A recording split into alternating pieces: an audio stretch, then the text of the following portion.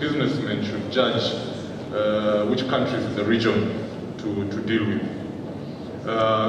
Briefly talked of security, freedom, democracy, governance and compliance issues, physical and digital infrastructure, human capital and innovation, and then the quality of life and prosperity. My question to you, Mr. Mwaura, thankfully you are a man of the region. We would like you to focus on... It might be difficult judging us on these criteria. It might be difficult judging us on these 7 criteria, especially for somebody from abroad. For example, democracy. If you asked some of our ladies and gentlemen here to say whether we're democratic, going by what they know, might not seem as much in the region. How do you think they should overcome that? People looking to this region, coming, and democracy is one of the criteria they judge Thank you very much, Paul. I think maybe perhaps I better, one thing that people may not have heard when I spoke. I started by speaking about what I call the national value chain. And if there's anything that you take away from the comments that I made, is that we have a rich region. And if you take the Eastern Africa region as a whole, from the 5 countries in the community to Ethiopia, South Sudan, you're actually talking about a huge market. So there are tremendous opportunities in that area. But the point I was talking about is when you look from natural endowment to cultural endowment and the resources we are endowed with in this area, the opportunities for agriculture, for telecoms, for transport, you will make a business here. The 7 factors I was talking about are about longer term assessment, because the other thing I want to say to everybody who is coming into Africa, Africa is not about coming in and out and making a quick gain. It's about long-term play. And for you to arrive at that long-term play, these are the 7 factors that I was suggesting you need to look at to make a clear business case to your principals about investing in a particular country, in a particular region. And so when you look at, for example, some of the factors, the question you're asking yourself, do you have any fundamental concerns that undermine, say, for example, security, freedom, or democracy, that in the long run or in the medium term it goes with whoever is talking, right? And we saw this, for example, goes with whoever is talking, right? And so, it's not the Western world that we are looking at. In this instance, just making sure that do we have, for example, from security perspective, do we have a level of investment? Do we have any external factors that are affecting us? From a freedom perspective, is the constitutional order being applied in a manner that creates sustainable peace in that country? So this is really what I've been looking at. And do you have regular, for example, if you look at Tanzania, do you have regular institutions, effective institutions that are working for us? This is the context within which we need to look at. Obviously, if you want to compare us with Sweden or Denmark, our democratic standards are different. And that's not the standard I'm applying. I'm actually for a pragmatic look at each of our countries and say, can this country deliver for me long-term economic gain with this foundation? That's a context. Thank you, Josephat. But Henrik, let me move to you. You deal with advisory services to Danish companies. He gave a list earlier, the 7 list criteria, and he's explained also that our democracy, he doesn't say it is less, but he says it's different, which is an interesting qualification. You give advisory services to businesses coming to this country. That is correct. I like your statement about the long-term situation. IFU did their first investment in Africa in 1970. So we are here for the long run. When we look at investments, we take a long-term view. We are not here for short return, and we do not require that any of our investments are yielding a positive cash flow the first year. A very good example is we're investing in large renewable projects from time to time. We have an investment in the Kenyan Electrical Canal project. We worked on that for 8 years before we had construction started. Now we are in the middle of construction and we expect to be finished in around 1.5 years. Which means that we will have been working on it for 10 years before we have the first dollar on the account from the project. I think we aim for the long term. We have been very active in Africa. Africa is one of our most active centers in the world, particularly in East Africa. We have 18 projects running here for the moment. We're always on the outlook for new. But I'd still say that many of the projects we're doing, it takes a long time. We don't do transactions in 1 year. It's a long process. Typically, as well, we are in for, I would say, the medium term. Our mandate from the Danish government is that we have to exit at a certain stage. So when we invest in a transaction, we agree on an exit strategy as well. Very, very often, what we agree is that we would like to exit in about 10 years, 7 to 10 years, which is still, I think, long term. Which means that for a large renewable project, we would typically have been involved for 20 years before we are out again. And when we are out again in the projects, it's only because we want to reinvest the money in the same area and find new good projects. Okay. I come straight to Catherine right now.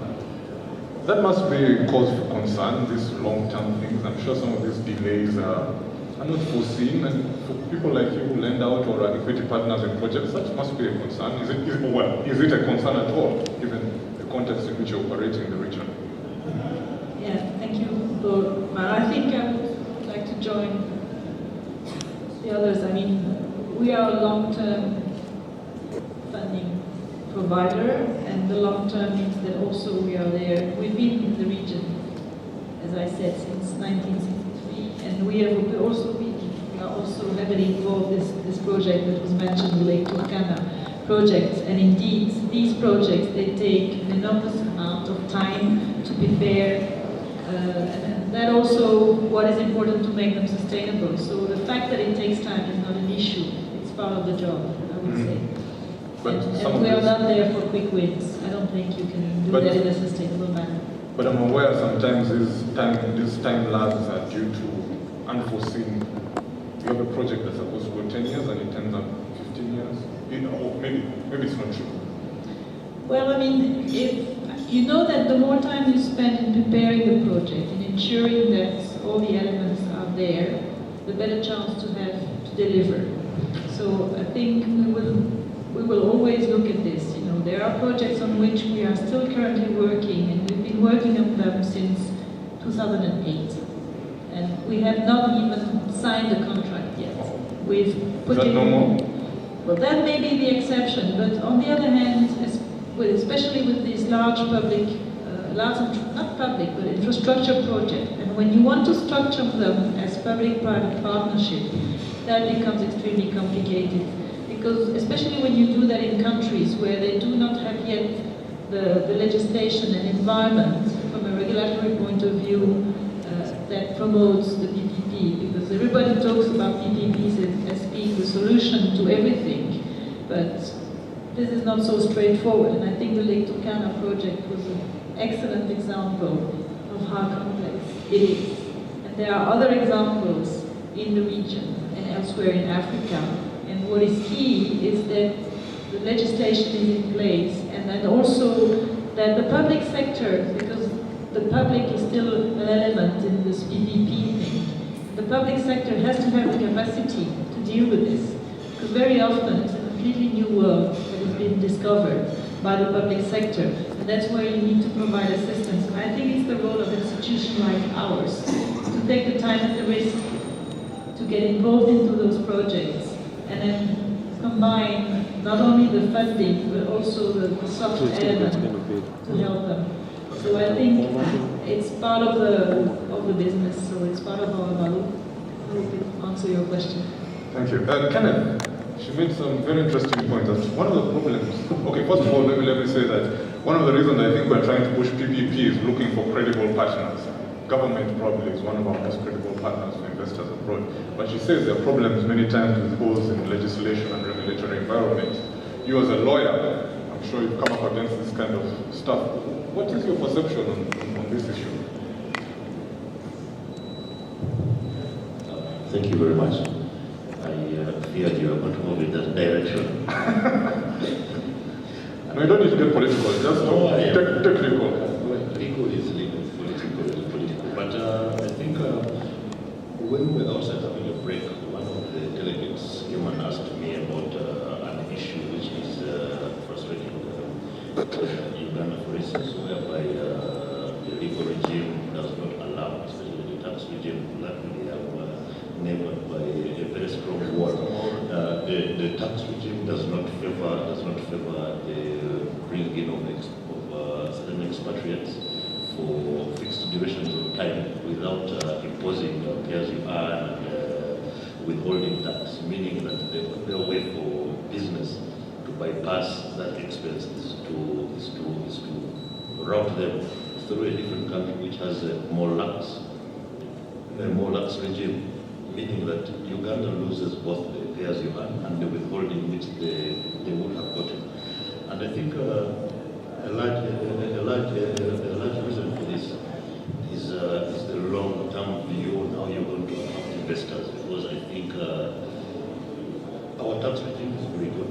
It was set up well, but then it is also a work in progress. And if the powers that be, the people who do the legislation and the like, do not grow with the growing industry and plug all those loopholes whereby people try to circumnavigate payment of tax, actually it's not even tax evasion, it's actually avoidance. Because they find ways to avoid the tax because your regime in this region is different from the regime in the next region. And I think they're doing a good job about that with the economic integration.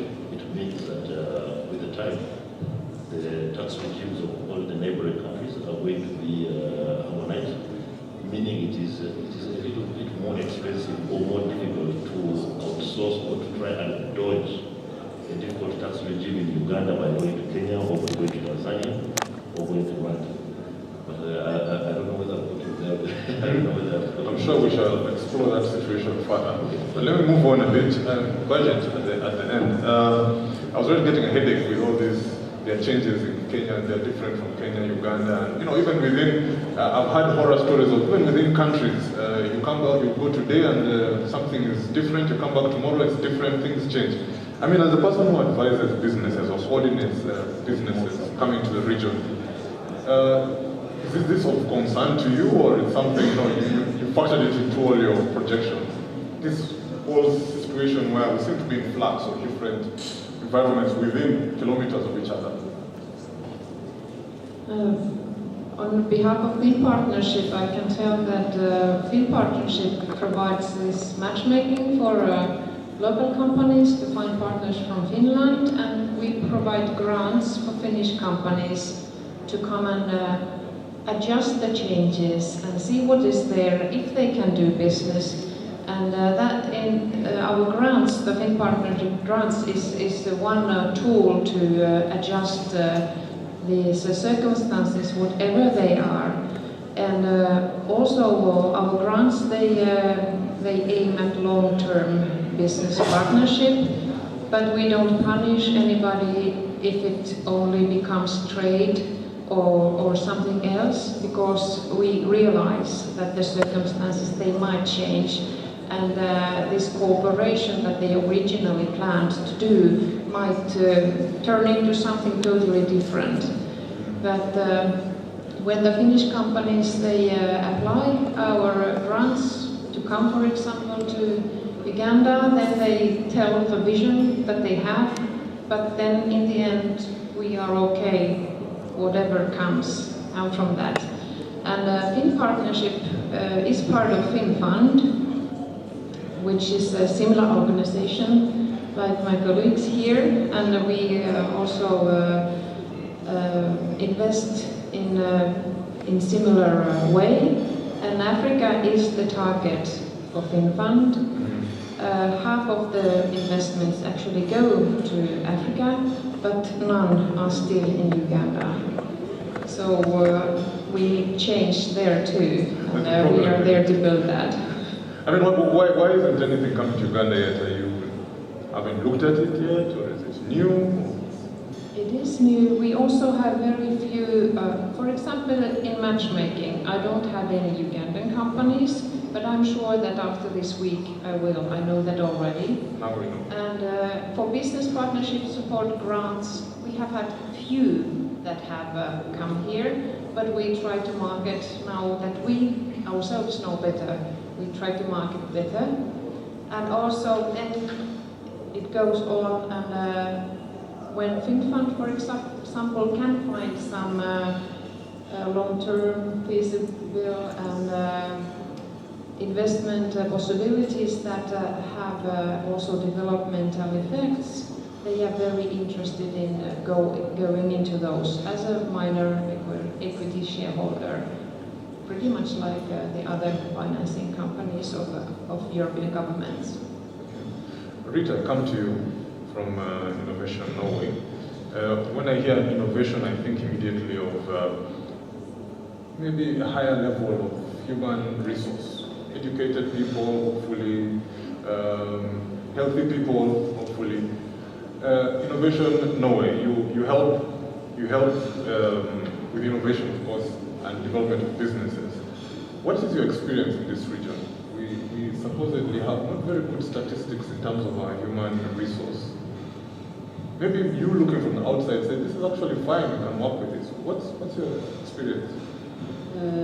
I'm coming from Innovation Norway, and that is a governmental body helping the Norwegian government's most important instrument to enhance innovation and development of Norwegian businesses and industry in Norway.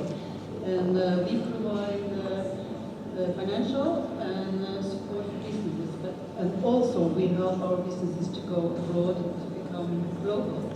And we have just opened an office in East Africa about a year ago. It's based in Nairobi, and we have a small team trying to connect and find business opportunities for our Norwegian companies. And of course, we would like to connect and find East African businesses that can use our technology and competence. And we would like to also focusing on the most important industries like aquaculture, renewable industry. And then of course we are looking for long-term partnership to team up and find companies that can use our competence, use our technology. And I think that is a way of building the countries, because taking technology and knowledge and together aim for long-term work, that is one way of making business for Norwegian companies and also developing your country. You're being very diplomatic. Is it the case that your companies would struggle to find competent manpower here in the region? Of course, we have not been so very long, and we have a matchmaking program. And so far, I think we have had about 8 Norwegian companies in Uganda. And as far as I know, I think 4 of them are more or less getting into a partnership. So, and that is in areas in renewable, in ICT, and also I think into EdTech. I think that is an area that is interesting to do. The last one, sorry? The last? EdTech. EdTech. That means ICT programs for schools and universities. Okay. Thank you. So Mwaura, I assume you're very keen to jump in. Can I just add something for especially Finland and Innovation Norway? We also believe that by building businesses from the bottom, that's a way to actually build sustainable economies in the region. So KPMG in East Africa, we actually have a program that is identifying businesses in the 4 countries that we operate in Kenya, Uganda, Tanzania, and Rwanda. Businesses that are doing turnover of about $500,000 to $10 million, and each year we recognize the top 100 of those businesses. The companies in Uganda were actually just recognized last week. So if there's anybody who is looking for local partners, there are some of these businesses, they have to have done business for at least 3 years, they have to have audited financial statements, even at that small scale, so that helps them to improve their governance. So if you're looking for some businesses that have established, that have demonstrated some standard of performance, that is capable with partnering, again, Edgar can help you here with those that are in Uganda, and we've got these companies in Rwanda, in Kenya, in Tanzania as well, and they are looking to expand. And you'll find that in spite of the challenges that you have faced in this region, there are local business people who have found credible ways with integrity to go about building a business. I'm going to stay with you, Josephat, especially on that issue from an accounting perspective, which is a lot well. I know you're an advisor as well, but from an accounting perspective, it makes financial sense to have local employees or local partners for foreign things. Beyond, even if you pay them the same salary, imagine the other wraparounds that you can get away with and makes your business more viable. Is that something you are familiar with?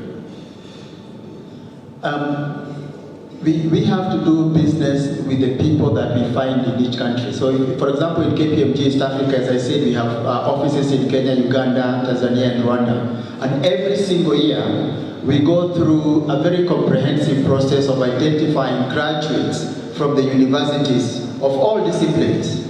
And we bring them into the business, and we recognize that they will come at varying levels of knowledge between Tanzania, between Uganda, Rwanda, and Kenya. You will see, and we bring them together in regional events, and you'll see the varying quality. But our commitment is to build their capacity and then to connect them to the global KPMG network.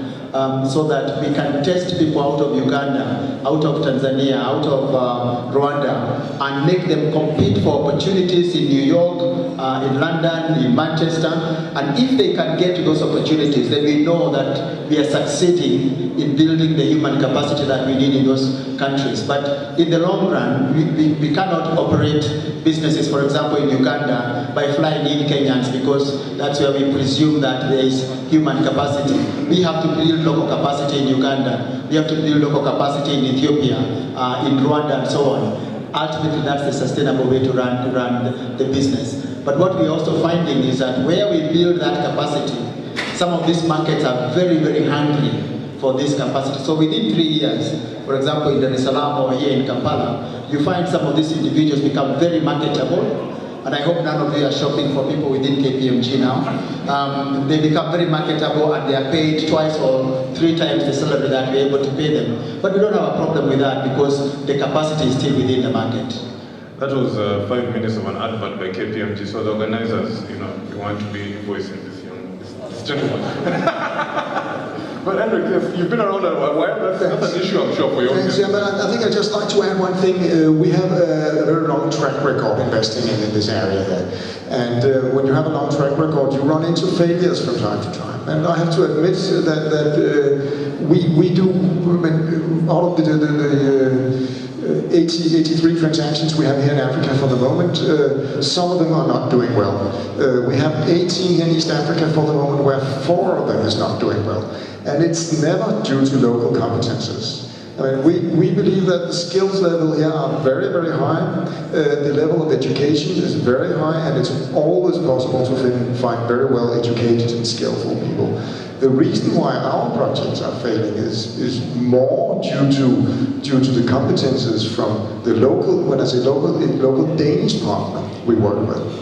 Who has other expectations and who doesn't know how things are actually being carried out on the African markets, and is not patient enough to take the time to learn it.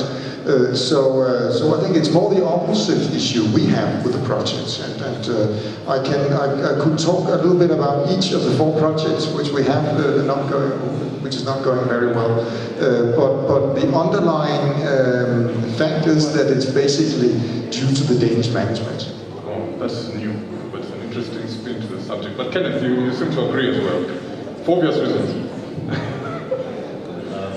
I have had the opportunity of interacting with you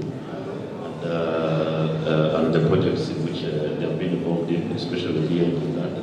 I have also had the opportunity of interacting with Danida and the projects, some of the projects which they are running here. And the reason why I wanted to follow up on your comments is because of there is a mentality, I don't know, for lack of a better word, when foreign partners come to do business in Africa, that they may know it better than the people who are actually here, which is always a problem. And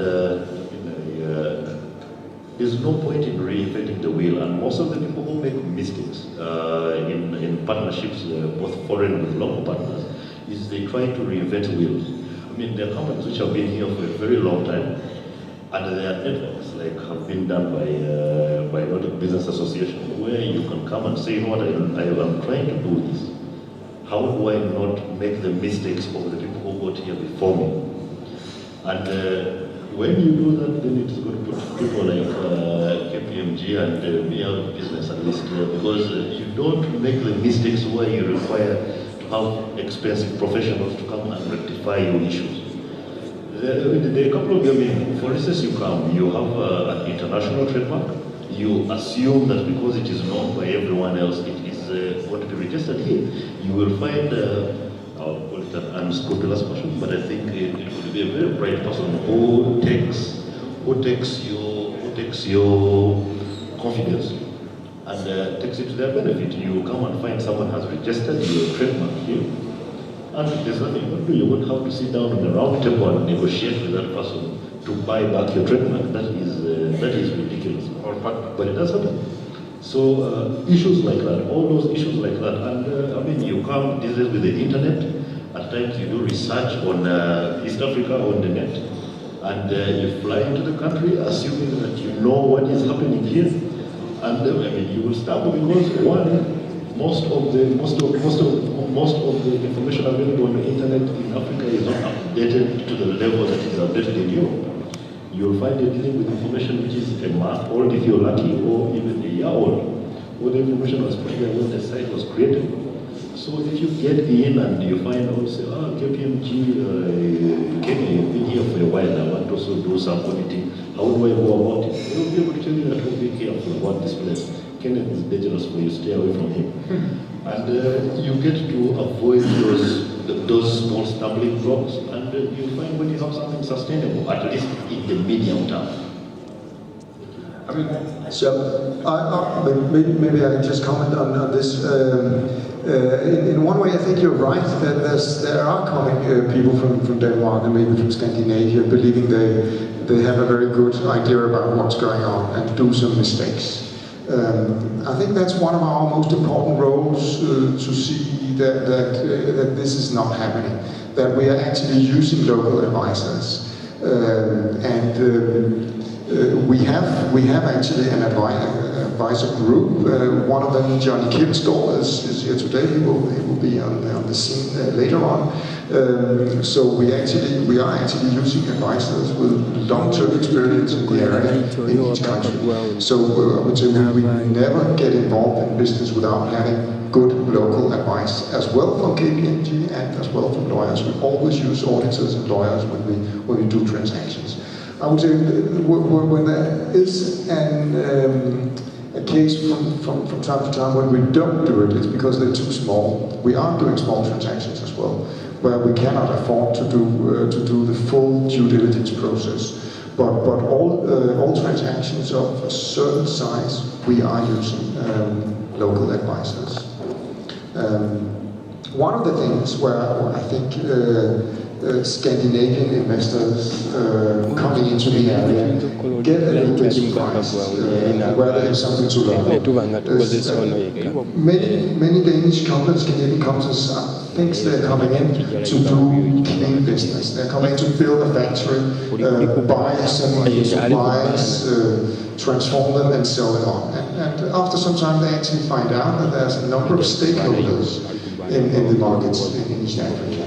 They are not used to. There's a community issue. Suddenly they need to have a CSR policy, and they need to support the local tribes in the area. And if they support them too much, the tribes are multiplying. So suddenly there are thousands of people in the area. If you build water wells, then you are actually taking in a lot of people. And suddenly you are not only doing a business, you are actually operating a full community, and you have to handle politicians, you have to handle elders, you have to handle a full community. So I think that is something which surprising quite a lot of investors, and something they have to learn and deal with, and where we need advisors, local advisors. Coming to you, Catherine, not to leave you out for so long, but in your earlier presentation you mentioned that I think I got the figures wrong, but of the loans you put out, I think last year, 77 billion euros, 1.2 billion came to Africa. And of which, with specific reference to our region, 54% came to the East African community. We have beef, of course, that almost 90% of it went to Kenya, but maybe that's a story for another day. But to you, clearly there's a problem. I mean, there's a challenge in doing business with let's say our region specifically, lending money or getting partners. And it's almost related to this, the question we just had before. What is your experience from financing perspective? Those who are more or less advisors, putting together partnerships. But from your experience, what is the challenge? I can see just through the figures that there's a problem doing business with Africa. I know it's a big story, but maybe you can cut it out for us. One thing that comes out is that there is not a lack of financing, somehow, but sometimes it's difficult to find a good project. And a good project means projects which have been well prepared and which somehow tick all the boxes in terms of what is required for an institution like ours. Because a project, to be a good project, we need to have technically, it needs to be feasible, but it also needs to meet the environmental and social standards that we require. And there we come with all the issues with the communities and all that, which indeed are sometimes underestimated, and then which can be a serious impediment. Of course, financially, there has to be sufficient comfort that, because we lend money, so somehow it needs to be repaid, so we need to make sure that the money will be repaid. We can help the sustainability with grants, if it has a justification. And then there is the issue of compliance. And I mean, looking at the perspective of having a headquarters based in Luxembourg with people and top management looking at the globe and looking at Europe, and sometimes I think the difficulties we have with an institution like ours is to have top management being pragmatic about certain things and understanding the reality of operating in these countries. This being said, all the compliance issues are becoming a very tricky one. And when you present a project and you have to defend the project at head office, and then you have some red lights flashing in terms of compliance, it's becoming quite difficult. Compliance? Yes, compliance. Legal? No, of course, issues of corruption risks and all that. I think that there is something. Diplomatic. Yes, I'm being diplomatic. But I think this has to be put on the table because it is becoming an issue in certain countries, and we need to find a way around it because we cannot. We are accountable to the taxpayers in Europe, and they just cannot accept these type of things. And we are accountable to the Parliament. The accountability mechanism is extremely complex, and it applies to these issues of compliance, but it applies also to issues of environmental and social standards. And when you have communities complaining that they've been affected by the project in a negative manner, and they have not been properly compensated, all of this needs to be taken into account. It's extremely serious. apart, of course, from the usual standards that you would look at from a bank's perspective. But I think for us, that's what I would see as the main challenge. I would like to come to Mwaura, but before I do, I want to go to Brigit. I want to ask that, your partnership, she's talked about issues. I think maybe she downplayed it, but I imagine the issues of compliance are some of your biggest issues.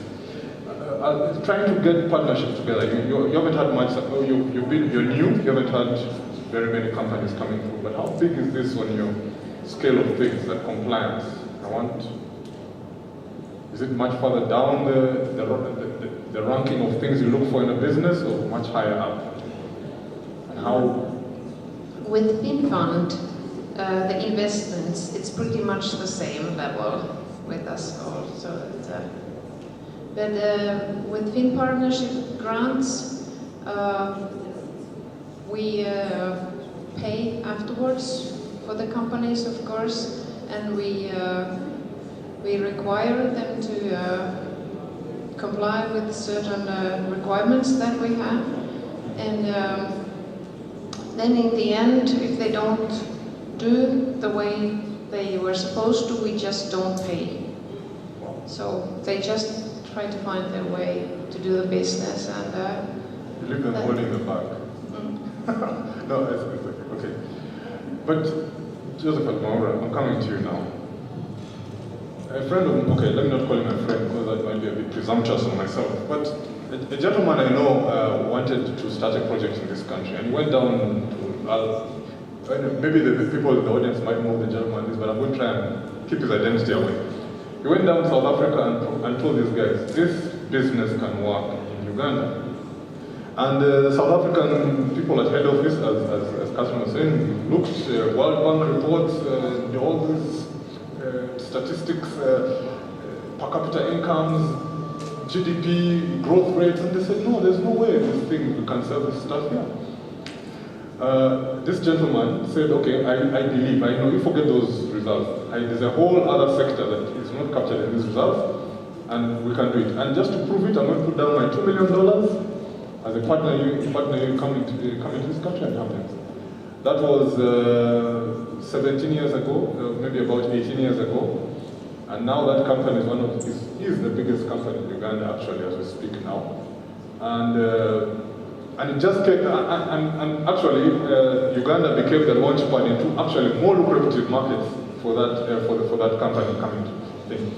So there seems to be KPMG. I'm sure you have your legs all over the place. You probably can relate to their concerns, and you know our ecosystem and our environment. Maybe they're looking at these things the wrong way. Maybe compliance, we can cut a few corners here and there, and we'll still have an impact on the economy or on the society, a positive impact on the society and the economy, and make a return as well. Your experience at KPMG, if need be, we can make it off the record, but please start. I think I will try and keep this brief, and it speaks to some of the one of the points that Erastus mentioned after my presentation. I had a similar sit down with one of the telcos here at Sheraton, actually, when they were coming into Kampala, into Uganda, early 2000. And we were also involved in unbundling what was then one telecom provider, one regulator, one postal organization in Kenya. And I remember when we did the evaluation using global standards in 1997 of the telecom company in Kenya, and using some of these standards of prosperity, we were saying that within the first 5 years, this mobile company will be able to do 300,000 to 500,000 subscribers. Because you're looking at tele-density at that time, you're looking at issues of cost and so on. And within 3 months, those numbers had been surpassed. And for me, that speaks to one of the issues, especially in the space of infrastructure development. that is still very difficult to assess. Where there is a deficit, where there is an unserved market, you really don't have very clear metrics for assessing the size of that market. It's the same space we also went into when we were helping electricity companies to expand, to determine if you expand power generation, who is going to buy this power? You know, we have this percentage of poor people, and at that time, all the percentages were around 50%, 56% highest. Who are going to buy this power? And you then need to have a different look at the metrics. And you say, for example, the poor people can actually afford this power. It's just that the cost is not monetary at the moment. The cost is time, because the amount of time the ladies spend to go fetching firewood is not factored into the economic analysis. The amount of money you spend on paraffin on a daily basis is not factored into the economic analysis. So this is where we came back to the point of local knowledge. There is absolutely no substitute for local knowledge, and even that local knowledge needs to be informed by more innovative approaches, and not just the standard approaches from the rest of the world. So that for me has been a critical discovery, and this is what we are investing in now, in terms of just making sure if you are helping a business coming into this region, what are the local nuances? What are the unknowns that we business people who are already in the region can look into Ethiopia and say it is actually good to do business here in Ethiopia? You can look into Rwanda and say it is good to do business in this sector in Rwanda. And just in closing, there are two areas that we are actually looking at, especially anybody here who has had anything to do, like, you know, in Takana, anything to do with land. Anything to do with land is a minefield. And if Kenneth here makes premium fees, it is in resolving questions around land. And I can't even pretend the challenges of land in Uganda, how they compare with land in Ethiopia, and how they compare with land in Kenya, in Tanzania, in Rwanda, and so on. So you need people on the ground. If you're going to invest in a factory or in a plant or in a mine and you're working with local communities, you need people who can help you to resolve these questions, because they can take you the first 10 years before you put anything else on the ground. And then finally, on the question of compliance and especially tax issues, anybody coming to do business in Africa, and actually the world right now, we all need to understand that governments, especially here, have such a huge development deficit that we need every single cent that we can raise. And there's a way to optimize your tax payments, and there's a way not to optimize your tax payments. And you need to have a very clear compliance threshold based on integrity and saying there are things you will not do. And I can tell you, you can't do business in Africa, in East Africa, here in Uganda, in Rwanda, in Kenya, in Ethiopia, without getting involved in any corrupt activity. You can't. It's a question of determining that within your own organization.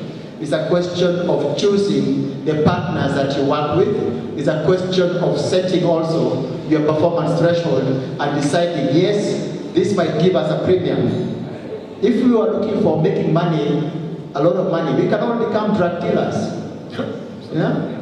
But you set a performance threshold and you say, I will do good business and I will do it within these rules. And it is possible within this region. Thank you very much, Josephat, on that one. But I've been warned that I'm monopolizing the questions. So at this point, I shall throw the floor open to the. I mean, I shall be open to questions from the floor. Maybe we need somebody to help us with the microphones and things. So any questions for our panel? We have about 10 minutes to do this, and we can wind up this session.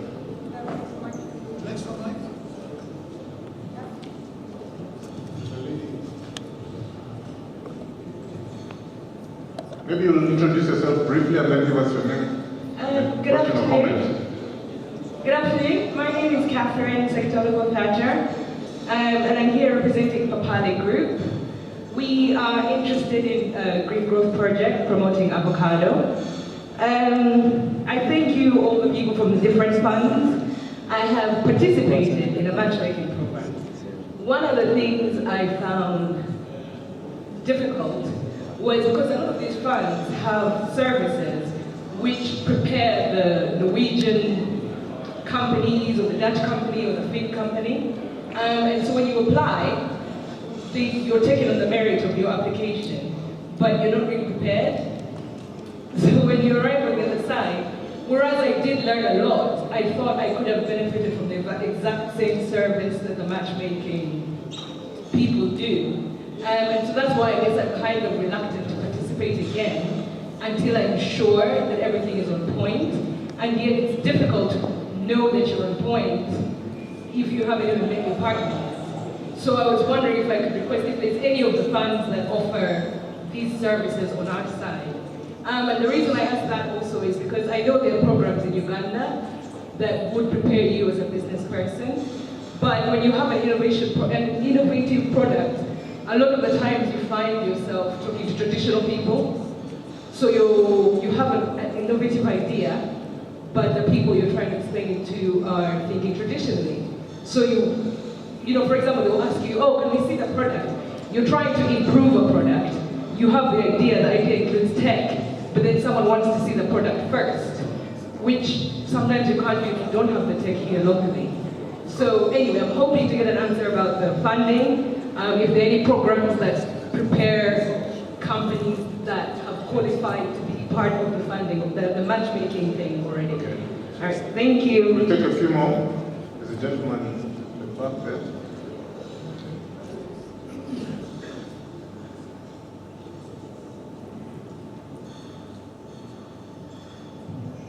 Thank you very much.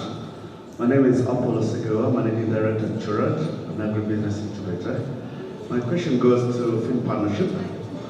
As part of an African mission to Finland a while back, and we had a number of our enterprises enter into a B2B arrangement with FinPartnership.